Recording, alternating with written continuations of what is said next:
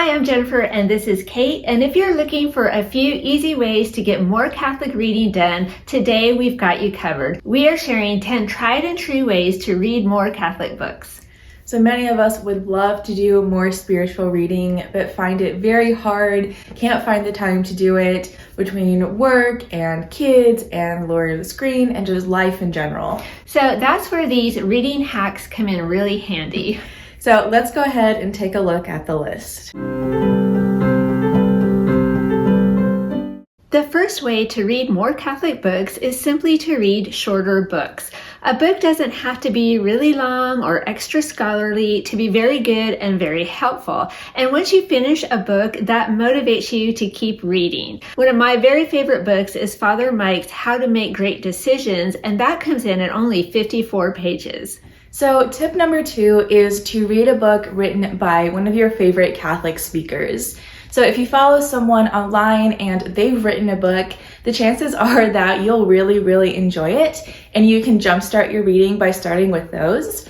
For example, if you're a Chris Stefanick fan, you can read his book Living Joy, or if you are a Leo Dara fan, you could read her book The Other Side of Beauty, which we 100% recommend and is fantastic.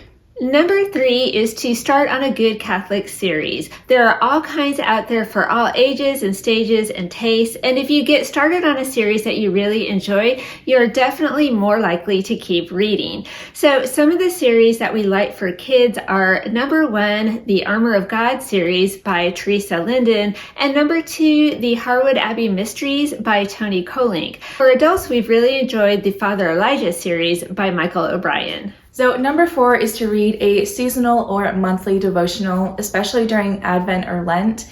So these are very inspiring and usually very time manageable because you're only reading about a page or 2 a day.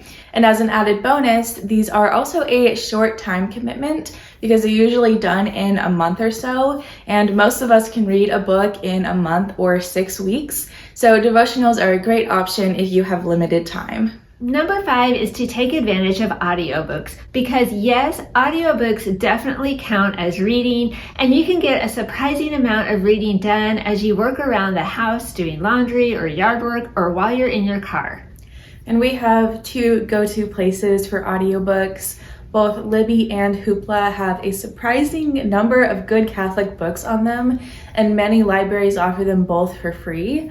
For example, on Hoopla, you can find authors like Scott Hahn, Peter Kreeft, Jennifer Fulwheeler, and just a lot of your other favorites. Through our parish, we also have access to the Catholic Media website Formed, which also has an app, and there are a ton of great audiobook options there as well. For instance, if you like historical fiction and you're a Louis de Waal fan, 2 of his books are there. There is The Restless Flame about St. Augustine, and also The Last Crusader, which is the story of Don Juan and the Battle of Lepanto. Or if you're a more modern reader, you can also find books like The Art of Living by Dr. Edward Shree. Number 6 is to read Catholic books that are the best of the best. Check out reviews on Amazon or Goodreads and look for books that have 4.5 or 5-star reviews, because there is nothing more discouraging than when you start on a book and realize after several chapters that it's just not that good or it's just not speaking to you. So aim high, look for the cream of the crop. That can make a world of difference. So number 7, along those same lines, if you have found a 5-star book and you've checked all the reviews and thought you had a winner, but actually aren't enjoying it, then go ahead and give yourself permission to stop reading that book. Just DNF that book, did not finish it, and move on to something else. Nothing will kill your love of reading faster than slogging through a book that everybody says is good, but you're just not enjoying. So there's no shame in DNFing a book, so put it down and move on to greener pastures. Tip number 8. If you are just overwhelmed with all the choices out there and can't make up your mind what to read, ask a Catholic librarian for a recommendation. Find a church librarian or a school librarian. They see hundreds of Catholic books and they generally know what's good and what's not. But if you can't find a church librarian, then you can find your Catholic friend who reads a lot, because we all have that one friend, and then you can ask them to recommend you a really good book. And we think that you won't be disappointed. The ninth way to read more Catholic books is to look for books that were written for children. Don't write those off. Again, books don't have to be long or extra scholarly to be really good. I have a friend at church who says she loves to read Catholic catechisms written for children because they're just so much easier for her to understand and she gets a lot more out of them. And I think that is totally great.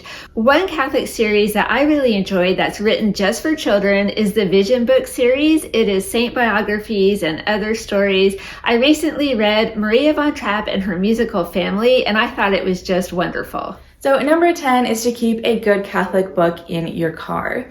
So this makes it easy to get more reading in because that book is already there. It is already ready to go in your car. Most of us turn to scrolling on our phones because that's what we have and that's what's easy. But if the book is already in your car, then you're way more inclined to pick it up and read it. And I don't know about you, but whenever I'm waiting, reading a good book makes the time go by so much faster.